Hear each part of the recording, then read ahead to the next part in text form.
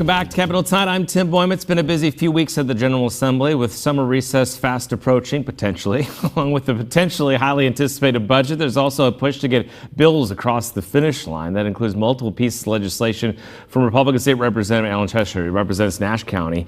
And good to see you, sir. Thanks for joining us. Thanks for having me. I hear a lot of potential for us in that statement. Well, I have to, right? You got to couch it at this point. We just don't know. Maybe you have more insight than that than I do.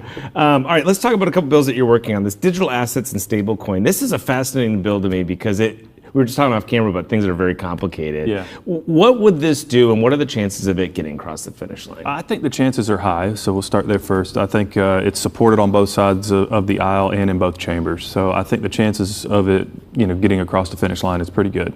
What it actually does is it mirrors our federal requirement under Genius that was passed last year at the federal level through Congress.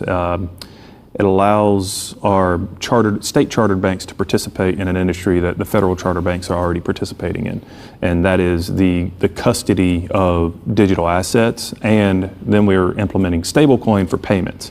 So just essentially coming online with technology as it's advancing, making sure that North Carolina can compete in that market for what the future of payment processing looks like.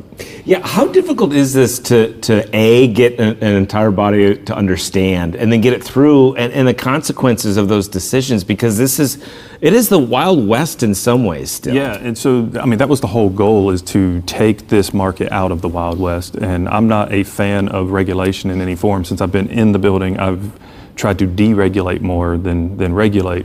But this is an area where regulation is appropriate to legitimize an industry and protect the consumer on the back end.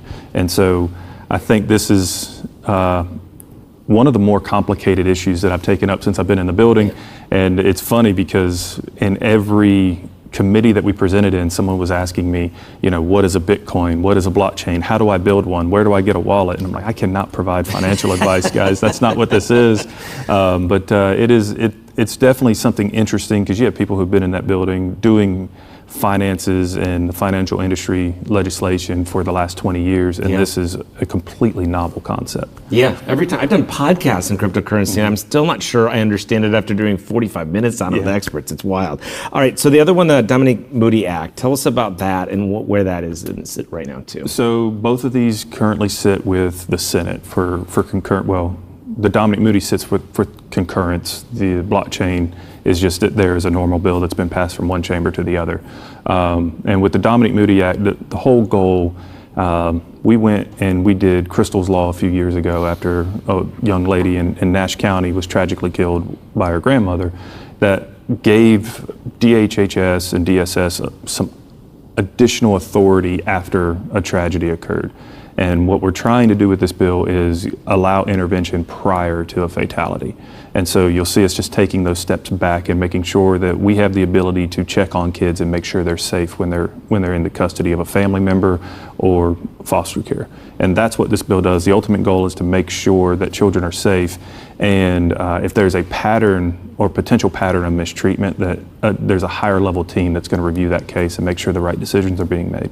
When I see these bills, and they seem so common sense often, and you're like, why didn't we do this beforehand? Yeah. Is it just the unfortunate nature of the beast that you have to go through these things before you realize they're a problem often? Yeah, so oftentimes we get so distracted by other things that until something tragic happens, we don't even recognize that there's a problem. There often is this feeling that if it's not broke, you don't have to fix it. So unfortunately, in the realm of foster care, we've kind of become complacent. And so I've made that a mission statement of mine over the last 3 years to make sure that the system that we're placing our kids in, it is not harmful to them, at least to the extent that we can control it. And this is just one piece of it. There's been some larger problems with the foster care system, right, overall, that we've seen in the state? Yeah, so we've seen some pretty tragic incidents. We've seen kids that were lost in the system where people just don't know where they're placed and can't find them. Dominic Moody was one of those kids that kind of fell through the cracks because of the placement status that she had. So we're trying to look at that to see how to keep that from happening again in the future. I tell people all the time, kids are 25% of our future, or 25% of our population, 100% of our future. And if we're not doing what we need to take care of them, we're failing. Yeah, absolutely. So that one's just going for concurrence. That seems very likely that that's going to happen here in the next couple I'm, of weeks, I'm right? pretty optimistic that the Senate will hopefully concur with that. If not, I'll fight to squeeze it into that pesky budget that we were talking about. We can talk about that in a second too. The other one, it still needs to go through committees in the Senate probably. So not that it can't fast track, but yeah. All right. So speaking of that, what is it like trying to get bills like this through right now, as we're maybe winding down? Some things get in the budget policy and some don't. Like, just take us behind the scenes a little bit, what that's like for a member. Moving individual bills is a little difficult because a lot of the committee work is preoccupied with the budget and policy that's either going to eventually be in the budget or not. And so it's a little bit more difficult this time of year. I appreciate the challenge. And so this is what I try to squeeze the most I can out of every opportunity I get.